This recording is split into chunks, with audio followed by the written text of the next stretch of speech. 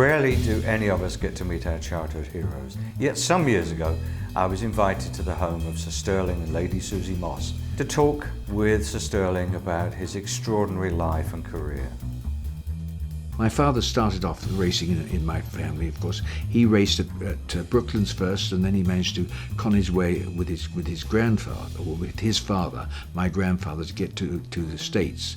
And my father was a dentist, and he said to his father, the best dental work, you see, is being done actually in the University of Indianapolis. So I think I ought to go there. So his father paid for him to go over to Indianapolis to learn certain things about dentistry. And of course, Dad then found a drive, and he raced at Indianapolis as well in 1925. Then he met my mother just after that and gave it up. And my mother then took up rallying and hill climbs and trials with my father as passenger, I might say. You know, the guy has to bounce.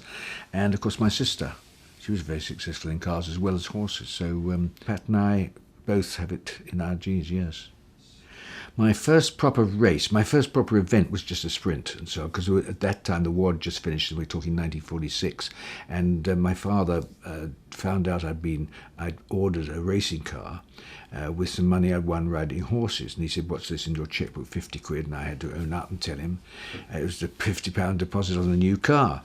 My father got through to the person who'd done this, who'd taken my deposit, and said, "Look, you've got to realise he's a minor, no right," and so on. So at least he got my 50 quid back. And he said, "Look, all right, if you want to, you can drive my BMW 328 in sprints," which I did. But then after that, I'd been to a meeting, and I was coming back with Dad, and I said, "Come on, let's go this way." And we went past the Cooper Car Company at Surbiton. And of course, in the window is the latest 500 he was making, because he was the first manufacturer of a racing car.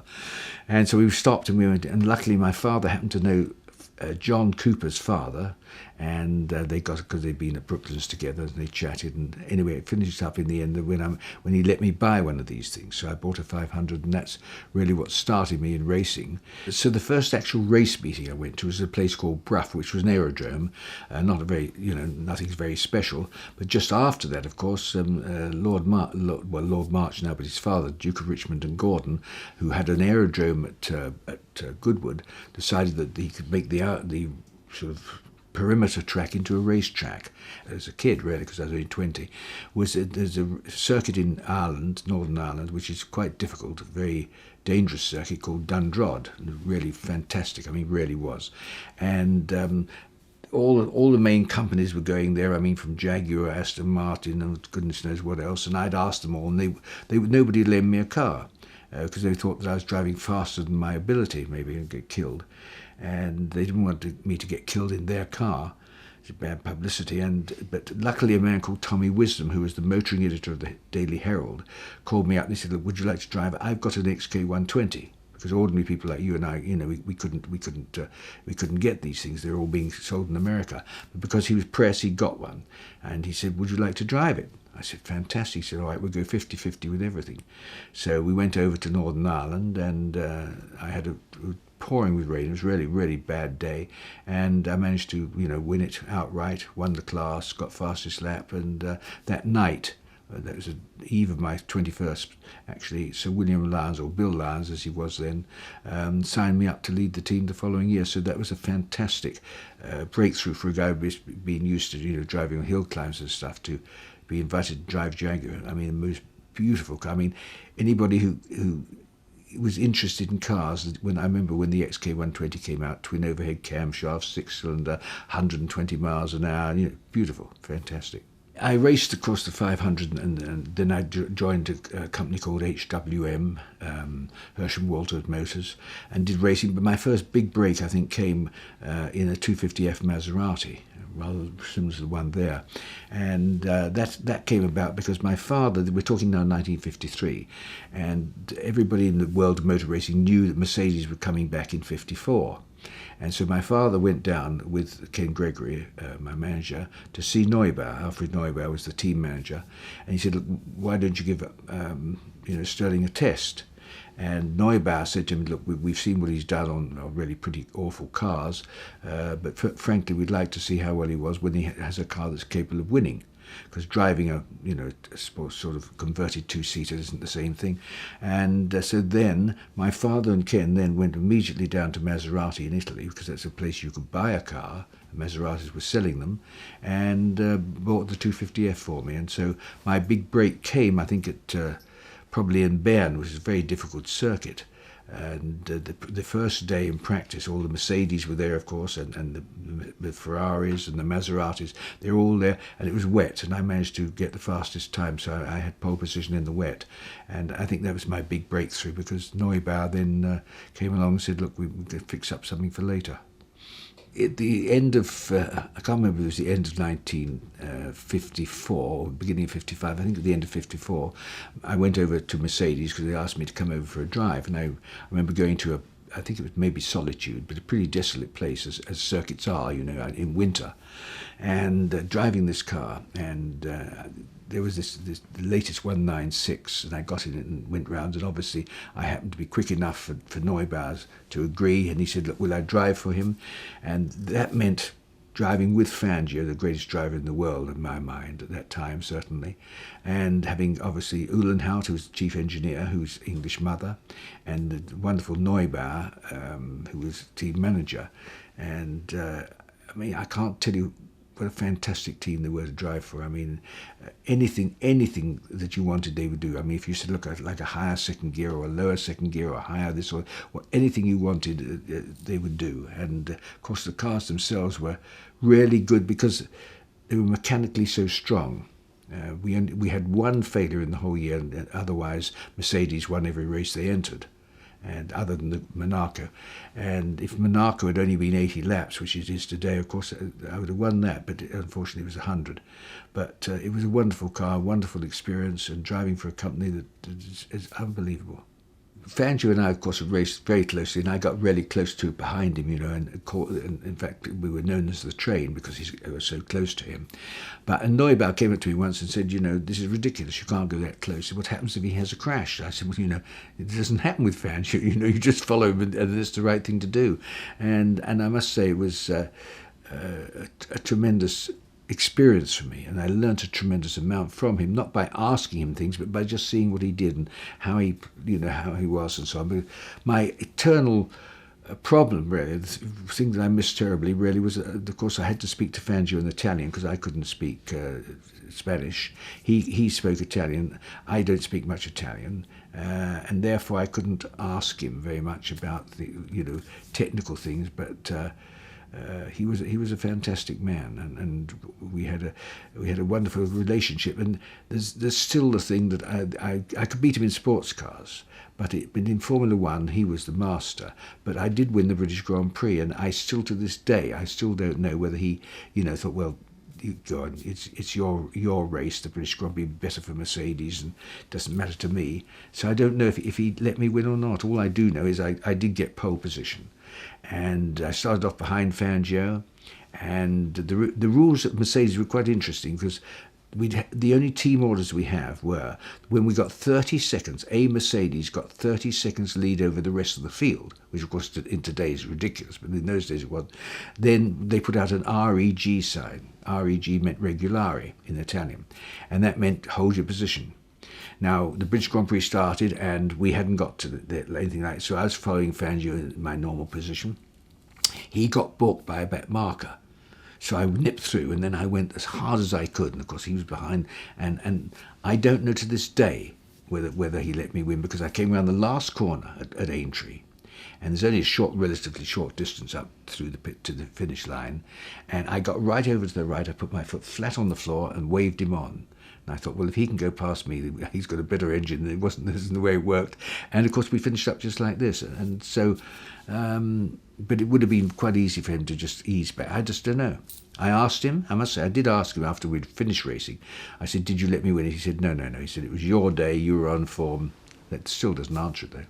I think my best race, quite honestly, was the Mille Miglia, which of course isn't a Formula One race. I think in Formula One probably my best race was Monaco 61, but in sports cars, which I really liked driving, the Mille Miglia was in my mind my best race, and it was the only race I think that ever I was nervous about.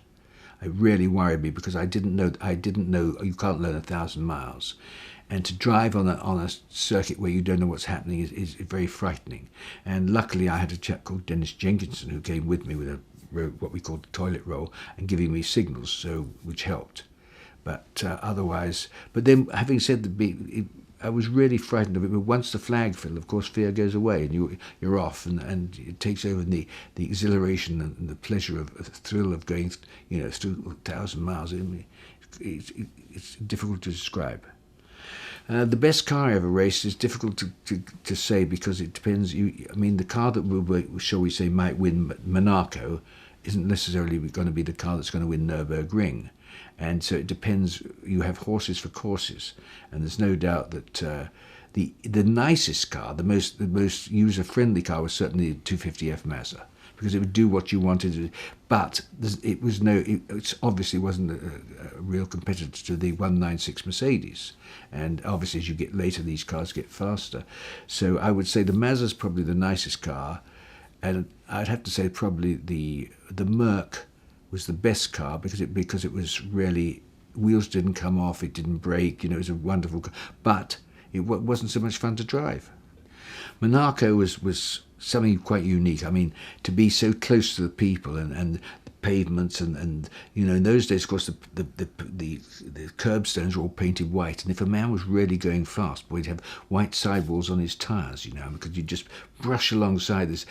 It's a very personal circuit. It's a circuit where the driver counts more than the car, as long as the car's pretty good. But it is a driver's circuit, and going through the tunnel, if you can hold it flat in those days, was really quite exhilarating and difficult, and obviously a good thing to do. But it is a very special track. You were talking of there were 100 laps then, and of course 3.5 hour races, where you can see the other drivers so often. You see a lot of hairpins. When you come to a hairpin, you just look across here, and there's Phil Hill or whoever it is, and it's very special circuit. I remember one year it was really hot, and I said to Alf, look, streamlining doesn't mean a damn thing. He'll take the side panels off and get a lot of air around, and I think it helped.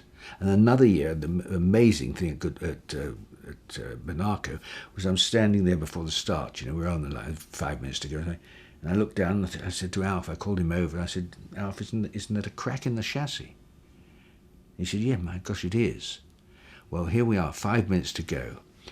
And on the start lines for one of the greatest races in the world, and my God, he goes and he gets towels, wet towels, puts them over the fuel tanks because he couldn't get the fuel tanks out, pours that over, and then he lights up an oxyacetylene torch, boy.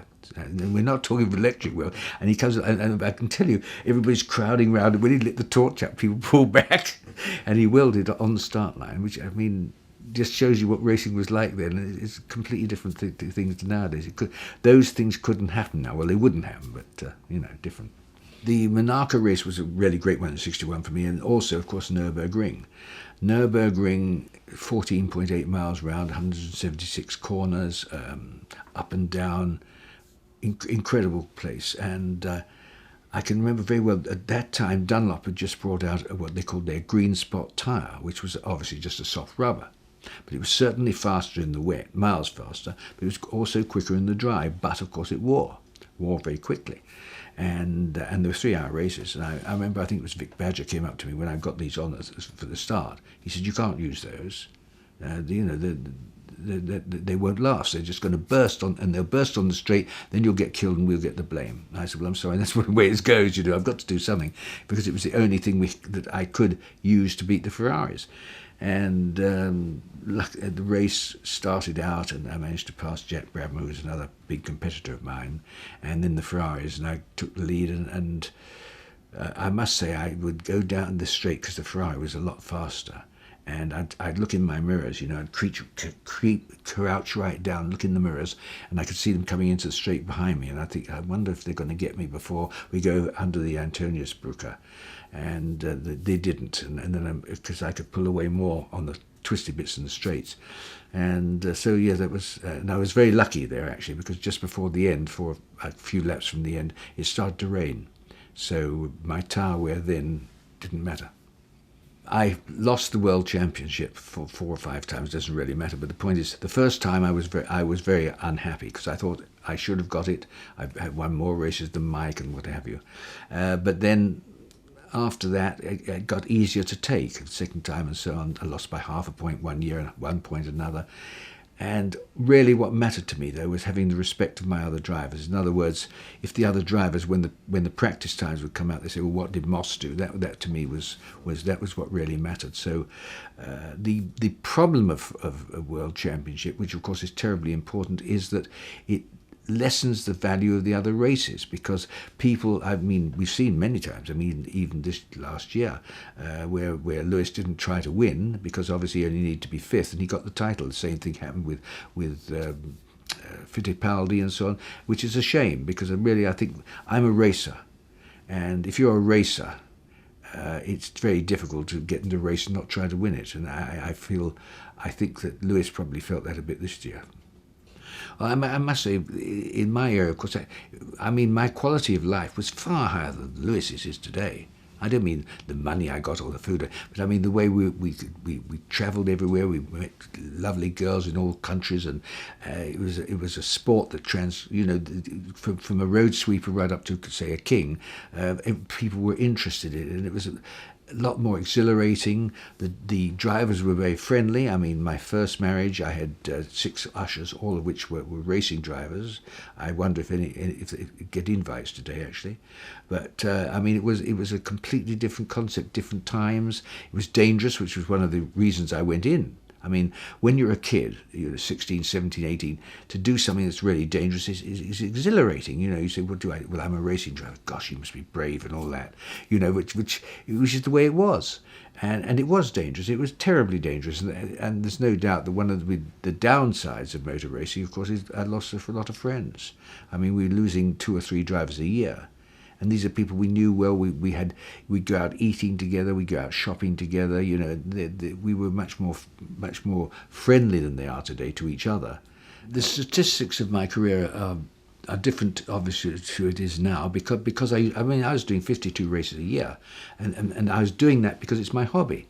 I mean, it's rather like if you play golf, every week's good, twice a week's better. And in racing, of course, I mean, you're talking of 52 races, that means, and there's 3 days per race, really. And then, of course, testing, you try out different shock absorbers or different tire treads or whatever. So I was in a car so much, I never had to get fit, for instance. I never had any regime at all. I ate what I wanted to eat, except the morning of the race I'd have scrambled eggs, things that were easy to digest, scrambled egg, bacon or whatever. And so, but the life, it's difficult for people to understand now how the life was. It was. I can't think of anything, even of being a pop star or anything, that would give you such a wonderful chance of getting around, meeting people and having fun. My ratio I mean, I did actually, I think it's 84 or 85 cars I drove in my career, different types of car. I did, I think I'm right in saying 529 races. I finished in, I think it was 366 or so, and I won 212, I think. So it was a fairly good ratio. My ratio with Ferrari, of course, was much better because Ferrari was so reliable. I mean, I entered 13 races with the Ferrari. Once I was disqualified because when I came in to have the brakes attended to at Le Mans, the mechanics were geared up to put fuel in. And they did, and that was a disqualification, not at Sebring. And then, of course, at Le Mans, I was driving with Graham Hill, and we were leading the GT class, and first overall GT, and third overall for the whole race. And the fan blade came off, which, of course, should have been removed before, and the other 11 races I won. So my race ratio with Ferrari was particularly good. When I was forced out of racing in 1962, here I am at the age of 32 years old, no experience in anything at all that I can sell. If you know nothing about anything, what can you be? I mean, you can be a estate agent, I suppose, a member of parliament. There aren't many things open to you, actually, are there? And, of course, to start with, I went round opening garages and doing things for BP, with whom I had a contract and so on, things like that. And then my father, who's a dentist, retired, and he said, look, he started to make the properties he had as dental surgeries with a flat above. He'd start then renting out the flats. So I went into property, and I started to get tenants who are obviously quite a lot of involvement. And then I bought other properties, and so mainly my business now is in two departments. One is the properties, which now I'm glad to say my son helps me with and more or less runs it. The other side, of course, is personal appearances and promotions and endorsements and just appearances around the world. Now, I must say I'm very glad to say that I still have fans, and funnily enough, I have fans who weren't even alive when I stopped racing. I mean, in fact, the most scary thing when I think about it is Lewis Hamilton's father wasn't born when I retired, so it gives you an idea. It's a long spread of time, but I mean, fans make it so much easier for my life, in truth, because I sell my time and my name, and if fans are there and people will wave and be, come up and ask for autographs, and so obviously that's good. It's all good stuff. It really amazes me. I mean, I think that's because I do the thing on Rory. I'm the voiceover and some of that, as the narrator, and of course I make these appearances at Goodwood, particularly twice at Goodwood. In other words, the festival and the revival, which I prefer because the revival means I can get a car out and actually race. But I do quite a lot of things like that. I go to America. I race historic racing cars around Europe, rallies as well. And it's just amazing how many people still remember my name, actually, to tell you the truth, and that's thanks to my father. My mother wanted to call me Hamish, and I've nothing against Hamish, but it just doesn't go very well with Moss, and I think Stirling was a better job, actually. And so Stirling, of course, the name was, and it's a name that's now lived on for many, many years. I won't retell the policeman joke, it's the one everybody knows. But of course the later career, post his retirement, was ably supported by his devoted wife, Lady Susie Moss. Well, I've just made a managing director. I'm the chairman, so I can sit back and do nothing but be in the chair, and she can get on with the work. That's the whole idea. Nonsense, he made me managing director so he didn't have to give me a rise. Give me a title. That's another thing, yes. Is he difficult to work with? Yes, he's he's wonderful to work with, but because he's so hands-on, he is a nightmare to work with. He'll tell you to do it, and then he wants to do it. And he'll tell you to make a phone call, and then he's going to be standing there listening to you make the phone call and then take the call. But he's wonderful. But he is very hands-on, so he's a nightmare for that. He keeps a diary. Yeah. She tells me what to put in it. No, we really are a team. I must say that from everything we do, every contract I sign, if it's to make a PA or something, and Susie comes along, mainly because she's with my floppy disk and the hard drive.